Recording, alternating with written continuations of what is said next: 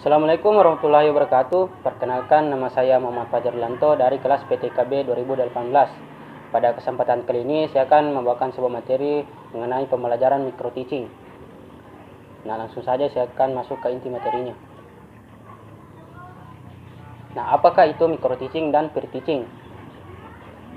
Mikro dalam bahasa berarti kecil, terbatas, dan sempit. Sedangkan teaching dalam bahasa berarti pembelajaran, di mana secara istilah micro teaching berarti suatu pembelajaran yang segala aspeknya diperkecil atau disederhanakan.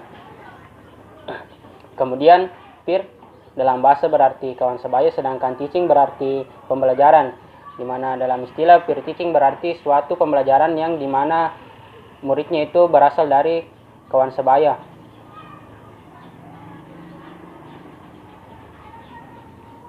Kemudian tujuan dari micro teaching. Tujuan dari micro teaching ini ada dua, yaitu tujuan umum serta tujuan khusus. Di mana tujuan umum ini yaitu untuk meningkatkan berbagai keterampilan mengajar sehingga seorang calon guru mampu menciptakan proses pembelajaran yang efektif, efisien, serta menarik. Adapun tujuan khusus dari micro teaching ini yaitu di mana calon guru mampu menganalisa tingkah laku pembelajaran kawannya sendiri dan dirinya sendiri. Yang tujuan kedua yaitu di mana diharapkan calon guru itu mampu menguasai berbagai jenis keterampilan dalam proses pembelajaran. Tujuan ketiga yaitu di mana calon guru mampu mewujudkan situasi pembelajaran efektif, produktif, serta efisien. Dan tujuan terakhir yaitu agar seorang calon guru dapat bertindak secara profesional dalam melaksanakan pembelajaran. Nah, karakteristik dari micro teaching. Nah, adapun karakteristik dari micro teaching ini yaitu yang pertama, micro teaching ini jumlah siswa dalam kelas micro teaching berjumlah sekitar 5 hingga 10 orang. Di mana durasi waktu dalam pembelajarannya itu lumayan sedikit, yaitu berkisar 5 hingga 15 menit. Kemudian dalam pembelajaran ini hanya menampilkan satu jenis keterampilan, yang mana juga dalam pembelajarannya itu hanya menampilkan topik tertentu. Kemudian dalam micro teaching ini ada yang namanya observer dan ada yang namanya supervisor.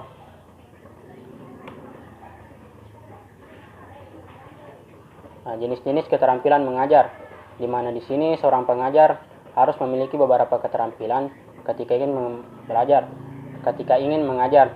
Nah, yang pertama yaitu keterampilan bertanya, di mana tentu pasti inilah yang membuat keaktifan dalam kelas, di mana seorang pengajar harus mampu bertanya kepada orang yang diajar. Kemudian keterampilan memberikan penguatan, di mana di sini berguna untuk agar seorang siswa dapat mengingat materi yang telah diberikan sebelumnya.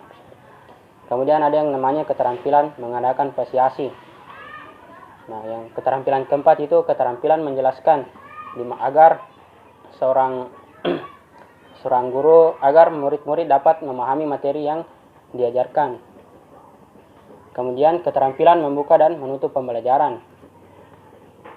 Keterampilan selanjutnya yaitu keterampilan dalam memimpin diskusi kelompok, yang mana dalam kelompok kecil.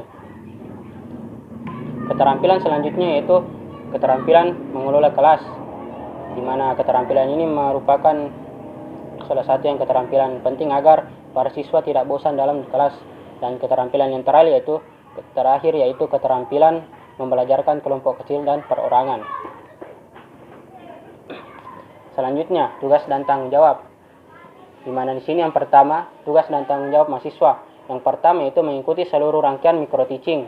Kemudian yang kedua menyusun persiapan micro teaching. Ketiga mencoba semua jenis keterampilan, dan yang terakhir itu menaati ketentuan pengampu mata kuliah.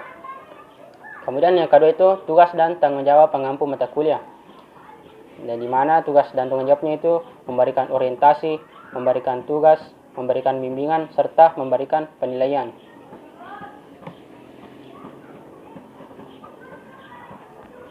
Nah, adapun kompetensi yang harus dikuasai oleh seorang guru, yang pertama kompetensi pedagogi. Nah, kompetensi ini merupakan kemampuan yang harus dimiliki seorang guru dalam mengelola pembelajaran peserta didik. Kemudian Kompetensi yang kedua itu kompetensi kepribadian, di mana kompetensi ini merupakan kemampuan kepribadian yang mantap, berakhlak mulia, arif, dan berwibawa serta menjadi teladan peserta didik. Nah, kompetensi yang ketiga itu kompetensi profesional, di mana kompetensi ini diharuskan guru mampu membawakan materi pelajaran secara luas dan mendalam. Kompetensi yang terakhir yaitu kompetensi sosial, di mana seorang guru harus memiliki kemampuan untuk berinteraksi secara efektif dan efisien. Komponen penilaian dan bobot. Nah, dalam melakukan pembelajaran agar kita dapat mengetahui seberapa paham siswa atau murid kita dalam memahami pembelajaran, maka ditentukan dengan penilaian dan bobot, di mana di sini terbagi 4. Yaitu yang pertama, kita menilai dari sikap positif terhadap mata kuliah atau kehadiran, yang mana di sini berkisar 10%. Penilaian yang kedua itu dari RPP yang berkisar 20%. Kemudian yang ketiga itu proses pembelajarannya, di mana berkisar 20%, dan yang terakhir hasil atau praktik melaksanakan pembelajaran micro teaching, di mana di sini persentasenya itu 50%. Baik, sekian materi dari saya, mudah-mudahan bermanfaat. Wassalamualaikum warahmatullahi wabarakatuh.